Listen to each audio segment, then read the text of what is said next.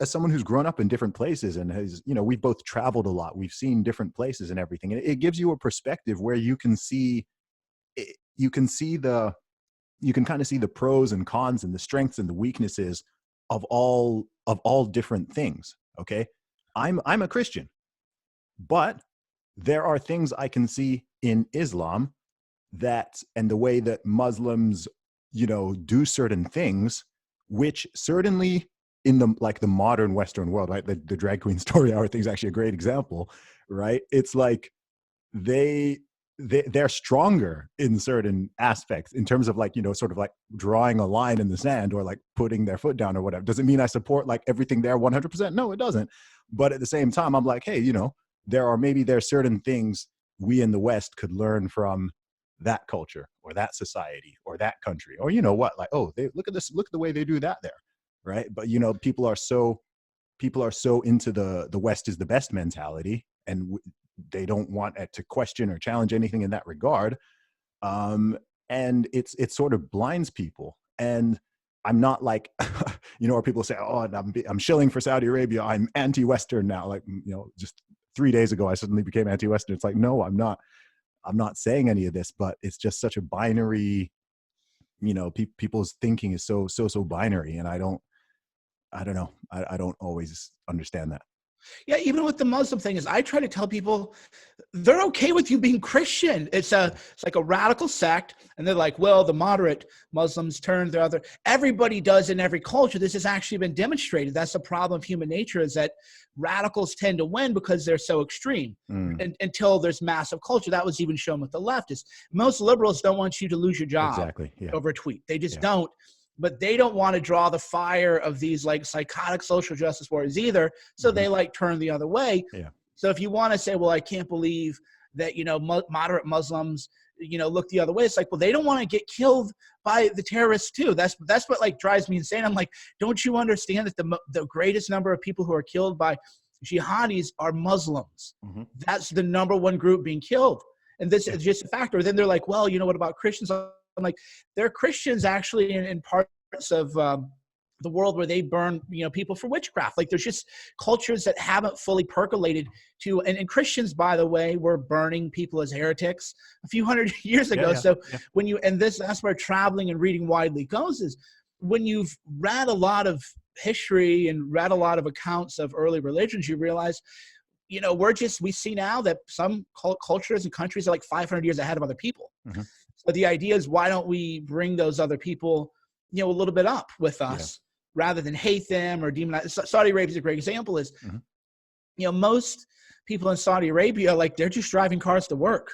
Yeah. You only see the sheiks and the obscene wealth or whatever. And most Saudi Arabias are working in oil fields like people in Texas, or they're working adjacent to oil fields. And friends of mine who've gone to Harvard MBAs, they go to Saudi Arabia. Is quite an educated country. Yeah. They're like, you can't get anything past these people because Saudi Arabia, they're sending all their people to be educated in Western countries. Mm-hmm. And nobody ever talks about that. Now, the flip side is, when Saudi commits a crime in the U.S., there's been cases where they've helped those people get back into Saudi Arabia. So you can have, and by the way, when you talk to Saudis about that, they're like, yeah, we don't really agree with that either. Yeah, just like I don't think most Americans agree with every action of the American government. Yeah, the drone strikes, right? Imagine that. Like, well, Americans are evil. Why? Yeah. They bombed a wedding. Yeah. I oppose it. What am I supposed to do? Dude, this has been, I don't want to focus on this one issue so much, but it's like, that's sort of, it's just a great example of this weird thing that happens online and just sort of in people's brains, where what I noticed, especially in this conversation, was you had people comparing the best of one country or culture with the worst of another country or culture, right? If I wanted to focus on the bad things in America, right? Like, because I kind of posted about this legitimately before I went to the US last year. I had people, like friends from the UK who haven't been to America before. And they were like, you shouldn't go. I had people saying, oh, like the racism against Black people or police brutality, make sure you don't get shot by the police. I had people saying, be careful. Like there's, all these mass shooters and, there's so many guns and it's really, really dangerous. I had people saying, you shouldn't go while Trump is in office because, he's amped up the white supremacists, and you might not be safe.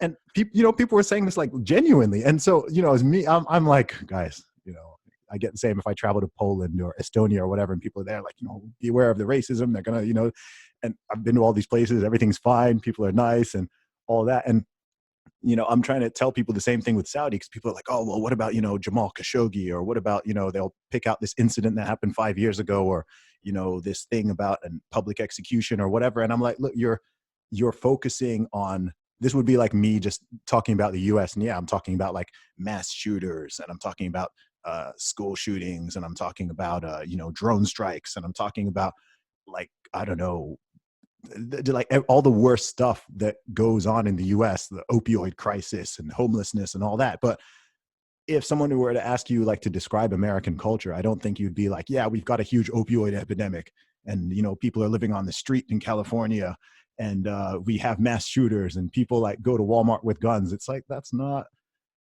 kind of the everyday life thing. And I just think people are really, I don't know, people are very like, people call me biased and say, okay, Zuby's being biased, he's shilling for Saudi Arabia, he loves Saudi Arabia or whatever. And I'm like, look, man, I'm trying to open your mind to at least consider this thing. I don't know. It's no, it's that way with everything. I remember when I would start traveling, people be like, oh, you're gonna go to Thailand, are you like afraid of Thailand? And I'm like, that's the safest country that I've ever been in. Vietnam is a communist country. Yeah. Safest country, you go to an ATM, there's just no crime. Now the flip side is there's no crime, because if you're a criminal, they'll just like beat you up in the streets. Yeah. So I'm not saying that's a good thing either, but I'm just saying it's complicated. That's why whenever people go, what do you think about? Well, it's complicated. South Africa, for example, if you read certain parts of the internet, oh yeah, you think, well, you're going to go to South Africa, there's this blood in the streets. Well, no, there's a lot of crime. It's largely in shanty towns, or I don't know what the PC thing for that now is, but you can go to, Lion's Head Mountain and hike and everything else. So it's even in a place where there's objectively a lot of violence. Sure. There's not just like blood in the streets. It's actually quite a wonderful place. And it's like any city, same way in Chicago, DC, people like, I remember, cause I grew up it all goes down to parochialism, where I'm a localist, but I have a global perspective. So I remember I grew up in a small town, and I was always so afraid to go to Chicago. It's like, oh my God, you get mugged. Cause that's what you, in your own mind. But then what would happen is I would know people from the city who are afraid of the country. Okay. They think everything's deliverance. I don't know if you've ever seen that film, but there's like an infamous scene in it, and we can talk about that after the podcast is over. But they think they're afraid to go to the South. They're like, oh my God, you take one wrong turn, you're in the Texas Chainsaw Massacre. Right? So everybody, no matter where you're from, there's always that kind of fear of the unknown. Where once you've been around, you're like, yeah, I mean, there are some podunk places. Like one time, because I grew up in such places, I was driving with a girl I was dating at the time. I forget the name of the place, but we pulled in, and there was like a sheriff at a gas station, some like really 500-pound guy who looked just off kilter, and they all just stopped and looked at us. And I said, let's get out of here. That was a vibe. It probably would have been okay. They didn't have the credit cards at the thing. So it was like a scene out of the movie. And I was like, okay, we're out of here, dude. We need to get out of here fast. And like watching us leave. So I don't even know how we ended up there. So there is, but that's not most of the South. That's not most of Texas. That's not most of rural areas. But city people are like death. If you grew up in the city in America, you're deathly afraid of the country. And same thing if you go in the country, you're afraid of the city. Same thing if you grow up in the U.S. So that's where even just traveling, reading older books, realizing that everything is far more nuanced and far more complicated than we could ever imagine, and hold off a little. That's why I always tell people, it's like, yeah, hold off a little bit, to just chill a little bit. Yeah. And it doesn't mean you have to accept the bad aspects of it. But then, but again, back to Saudi, why it's so funny is most of the Saudis you're going to talk to online are Western educated Saudis, and they're going to agree with you when you criticize the Saudi government. They're like, we hate Saudi Arabia because of this. And you're like, well, I mean, have you talked to these people? They're like, they have, they kind of feel the same way. And there's actually, MBS feels the same way too, and he's trying to change, but you don't just change a culture with the flip of the switch, right? There's all these power bases and everything. Of course. And one thing I noticed in that as well is like, people forget how long certain things took to achieve in the West. I do not scam. Put some respect on my name.